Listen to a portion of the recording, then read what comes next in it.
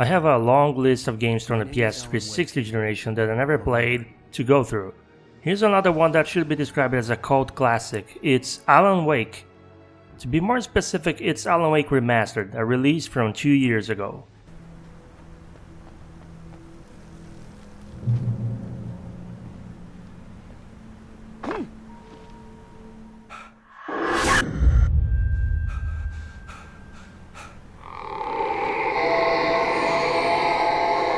Alan Wake is a writer of bestsellers who has been dealing with a bit of a writer's block when his wife Alice gets them some time away from New York to lodge in a lakeside cabin near his small town of Bright Falls.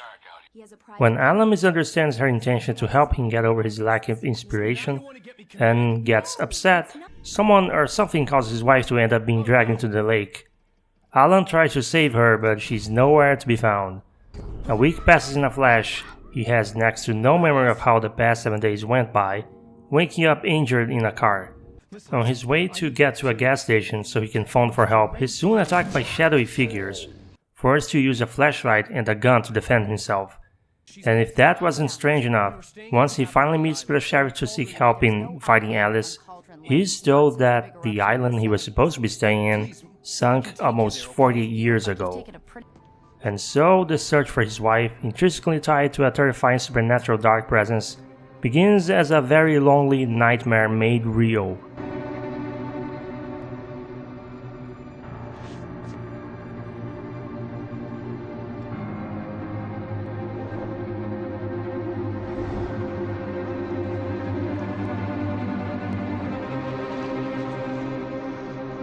The dark, Stephen King-inspired narrative of the game takes center stage in the experience.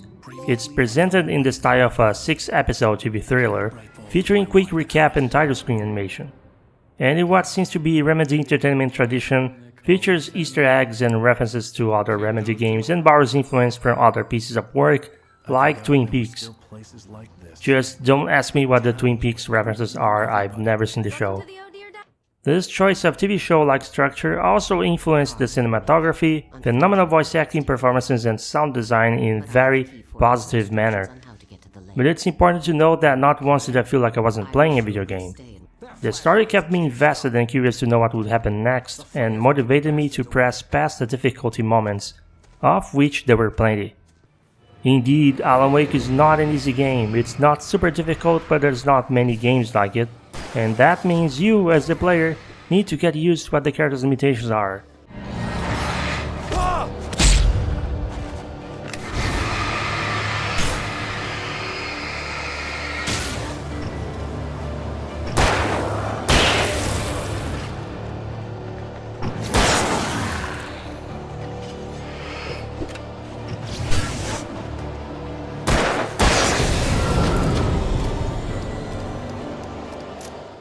The game is often put into the survival horror label, but approaching it looking for a traditional survival horror might set the wrong expectations.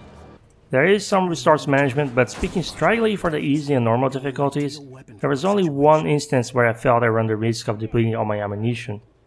Each chapter resets your arsenal, and most of the supplies are right next to the critical path of the story. In a higher difficulty setting like Nightmare Mode, you're expected to learn to run more, stall enemies and be more conservative. But the way the game instills fear isn't literally by making scary monsters chase you or horrifying creatures. It's all about the atmosphere and how you're controlling a very average guy. The Taken, as the shadowy silhouettes that always show up mumbling or angrily shouting things ranging from upsetting to strangely funny coming from creatures that want to murder you, are called, are not too scary themselves. They intimidate through sheer number and the fact you can't often predict where they will come from. The presence that actually helps with the psychological horror is the one you can't distinguish with a physical form. The dark presence itself that stalks Alan Wake and becomes increasingly more twisted with each nightfall. You don't know where it came from, why, how, but if Alice is still alive, you need to get to her. How many of those questions get answered is too big of a spoiler, and I think this game lives and dies by the narrative, so I can't talk more about it. Put the gun down, we're all friends here, right? Cool your jets, Nightingale. We got him. Judas Priest! What the hell's the matter with you? There's a civilian in there.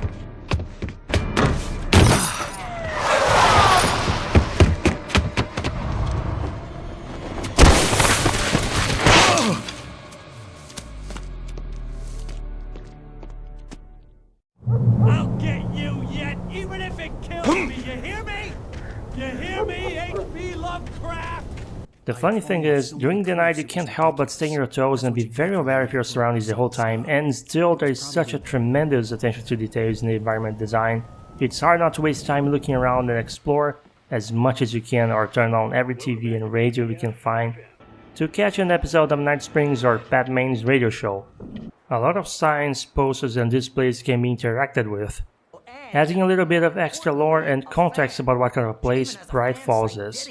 It makes this small town sound very much like a real location in the United States.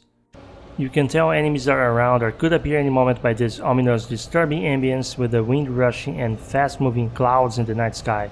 But it really doesn't feel any less tense when exploring around, accompanied by complete silence, knowing that could be cut off by a possessed loose object or a taken jumping down from a cliff or second floor. The only times you're reassured about safety during the night is when you're standing under a lamppost, which often serves as the checkpoint. For a psychological thriller like this, that's exactly how it should be.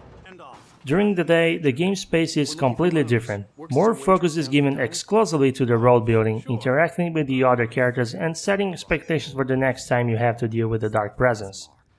What I personally find the most interesting about the daytime segments is that it makes you familiar with the locations, so that you will recognize them when you're on your own trying to make it through the darkness. The contrast in tone and pace is also really interesting, of course. It helps with syncing the player with how Wake must feel when he's standing in these locations where he was just talking to someone hours before. It gets especially disturbing when you notice something has been missing since the last time you saw it. Sometimes I try to imagine potential escape routes just in case I'd have to return to an area during the night. The game splits its episodes into day and night sections, sometimes multiple of those in a single episode, so it can be predictable when the action is about to begin. That didn't bother me, but I figured it'd be worth mentioning. It's not an open world game, but there is a lot of room to explore and be rewarded with one of the many types of secret collectibles, including manuscripts which are actually relevant to the plot. These manuscripts are a notorious feature in the game. Some of them expose what other characters might have been going through at a specific point in time, and others describe events coming in the near future. You'd think that would spoil too much, but what it actually accomplishes is fueling your imagination for what's about to happen and how far ahead it is. Besides, it just hits different when you see the written scenes unfold before your eyes.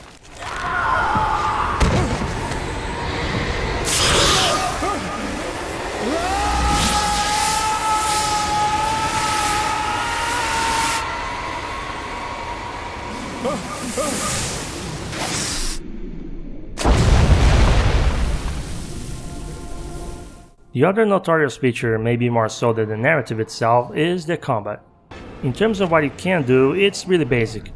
Anything touched by the dark presence, including the Taken, needs to be weakened by a strong light source before you can shoot them. That's where the flashlight comes in.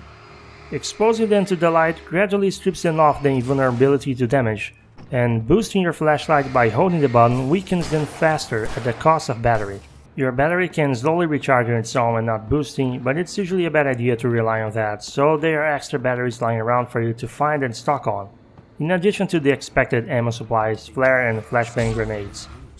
The weapon variety is not great, but this isn't a third-person shooter.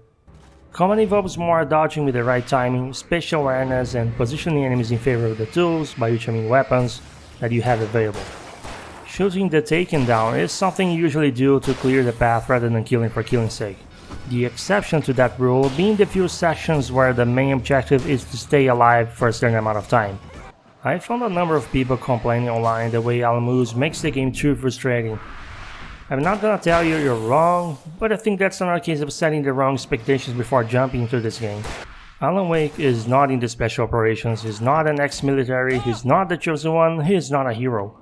He's a writer of crime fiction who has barely any experience with guns at all. Dealing with his limitations as a less than athletic regular guy is part of the experience. He should feel slow and vulnerable because he is. That's not going to click with everyone, and that's fine, but it's part of what adds to the tension and immersion in the game. It fits the narrative well. I'm not saying the combat and action segments are flawless. Sometimes they overdo with the numbers, and the game seems to enjoy making Taken hit you on your blind spot when you think you have your eyes on everyone.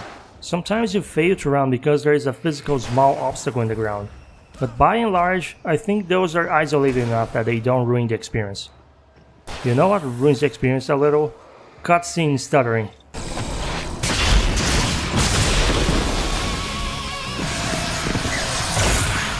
God damn! Who say the remaster didn't come with exclusive features? I wanna see your copy of the original Alan Wake showcase terrible frame rate and stuttering during cutscenes.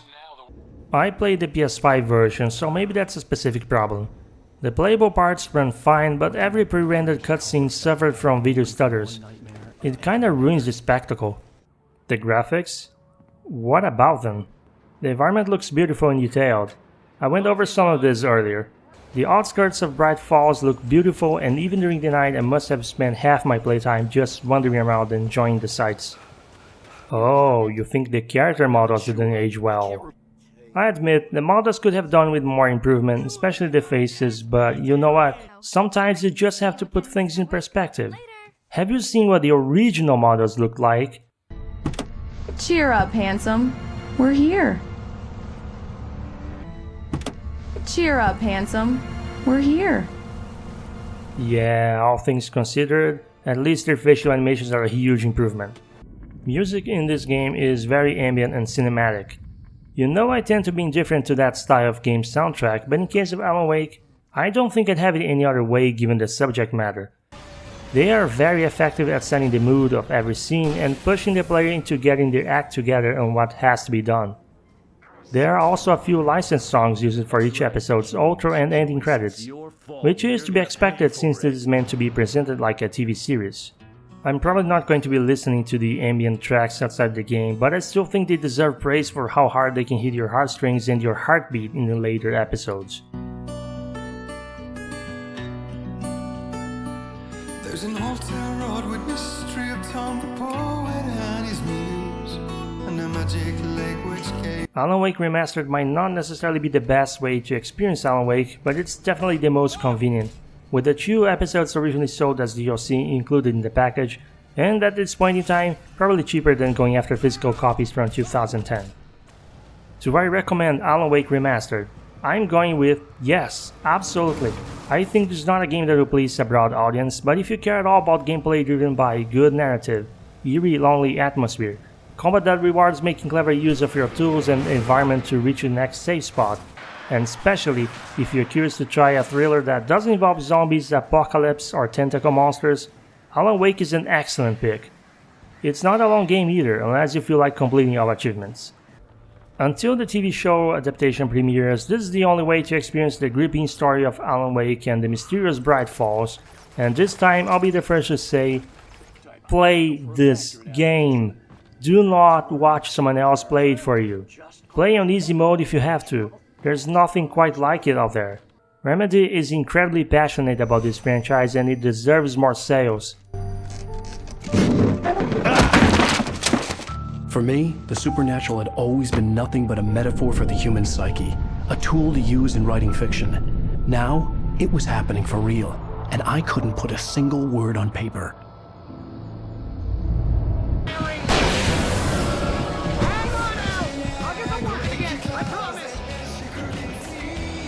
There you go, a spooky game review for the spooky month, and if you enjoyed this review, why not check out my other videos? Or subscribe, there are videos coming every week. Have a good one.